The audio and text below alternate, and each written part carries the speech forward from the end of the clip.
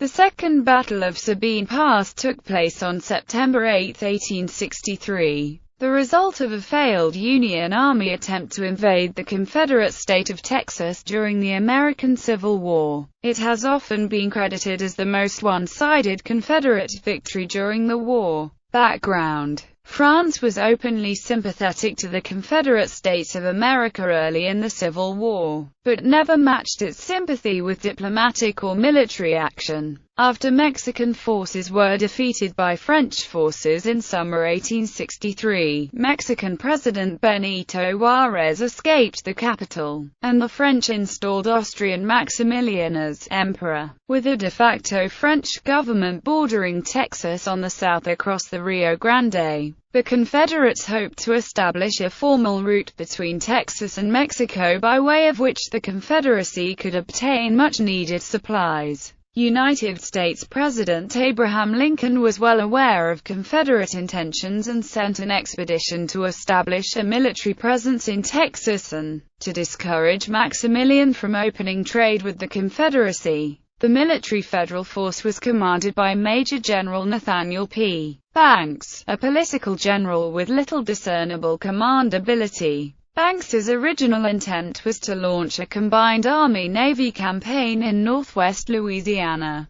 The Union plan was to send Union Navy warships from the Mississippi up the tributary Red River, which was navigable upstream as far as where the boundaries of the Confederate states of Louisiana, Arkansas, and Texas came together. The Union declared its capture of New Orleans on May 1, 1863, and after the July 3, 1863 surrender of Confederate Vicksburg, the Union military had better control of both the east and west banks and of the mouth of the Mississippi. Unusually low water in the Red River at this time, however, prevented even relatively low-draft Union gunboats from operating effectively, and the anticipated overland Union invasion of Texas was further delayed. Consequently, General Banks ordered his subordinate, Major General William B. Franklin, who would coordinate with the U.S. Navy, to enter the Sabine River from the Gulf of Mexico and defeat the small Confederate detachment at Fort Sabine, on the river's west bank at Sabine Pass, about 2 miles upstream of the river mouth.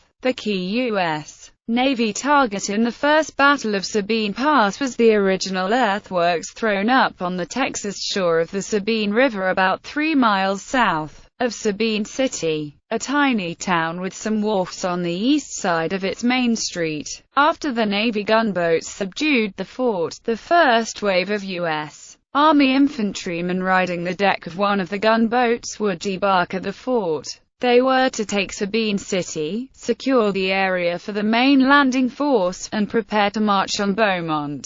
This action would deny the pass and the natural shallow water harbor Sabine Lake, upstream from the Gulf about 6 miles, to blockade runners. Beaumont, on higher ground about 18 miles northwest of Sabine City, was the key to threatening Houston. If Union forces were to capture Beaumont, through which passed the railway line from Houston to New Orleans, then the last remaining railroad connection between Texas and the Eastern Confederacy would be under Union control. Fort Sabine had been renamed Fort Griffin, in honor of an earlier commander, Confederate Lt. Colonel W. H. Griffin, although this was not shown on Union maps since the First Battle of Sabine Pass in late September 1862. The Confederate detachment residing at the fort was the Jeff Davis Guards, a company of mostly Irish-American men from the Houston and Galveston area, recently had been merged into the 1st Texas Heavy Artillery.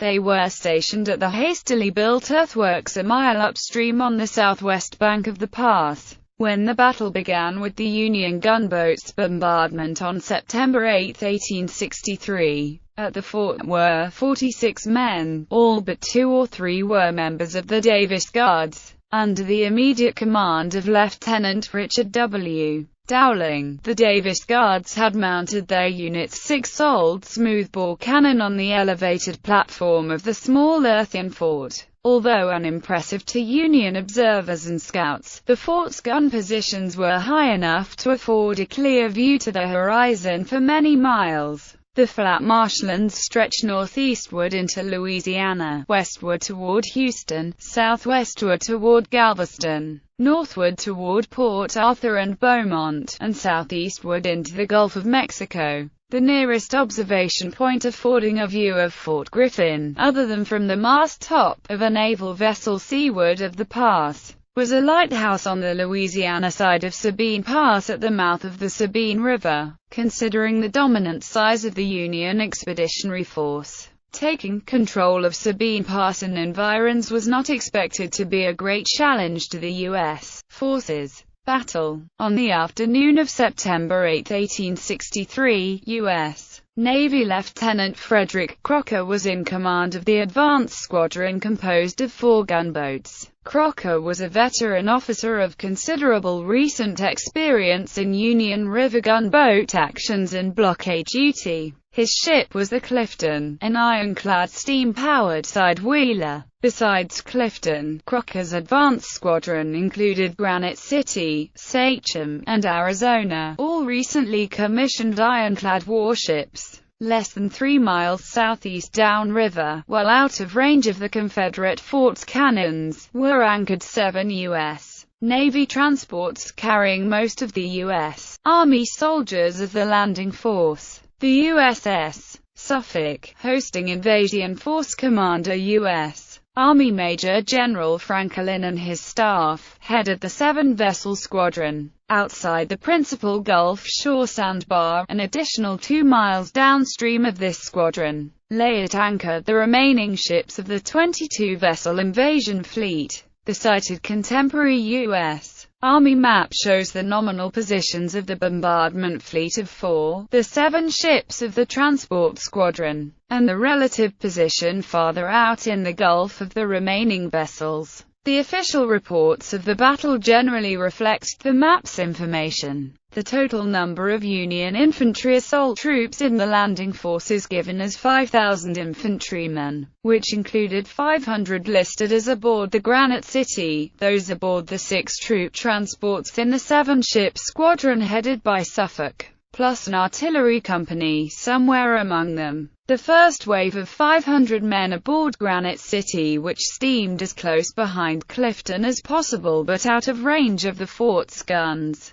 were to land in the open space adjacent to and downstream of the fort. This was a flat, often muddy area already cleared of brush by the Confederate garrison as a clear field of fire for the canister and grape of the fort's artillery. The U.S. Army's invasion plan, therefore, absolutely required that the Confederate guns be silenced before any troops were debarked. This engagement was to be the largest amphibious assault on enemy territory in the history of the U.S. military up to that date. Dowling's well-practiced Irish Texan artillerymen, whose chosen and officially approved unit name was Jefferson Davis Guards, had placed range stakes in the 2 narrow and shallow river channels. These were the Texas Channel, near the southwest shore, and the Louisiana Channel, against the Louisiana shore. The white-painted stakes were for determining accurate range of the fort's guns.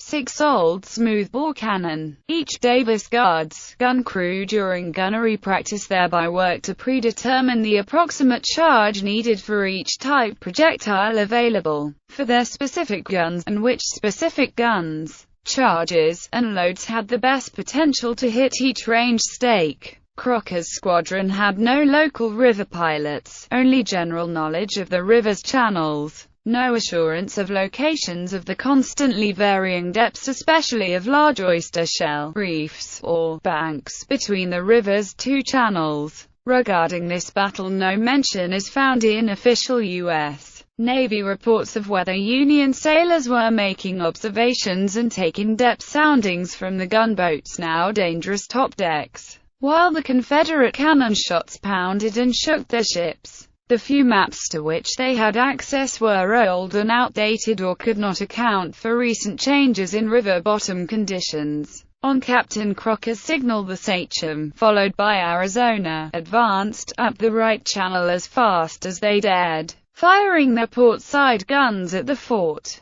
Clifton approached in the lead, ascending the Texas Channel at full speed. Granite City hovered out of range behind Clifton, having orders not to risk debarking the 500 assault troops until the fort surrendered or its guns were silenced. As Sachem entered among the range stakes, the Confederates opened fire. Then Clifton came into range, followed by Arizona. Despite their old smoothbore cannon, one of which had just become inoperable, after only a few rounds it was obvious the Confederate artillerymen's months of training and target practice was an astounding success. Their aim was deadly accurate. The Union fleet lost 2 warships with a total of 13 heavy cannon, including at least 2 new potent Parrott rifles, 24 killed and badly wounded, about 37 missing, and 315 Navy men captured.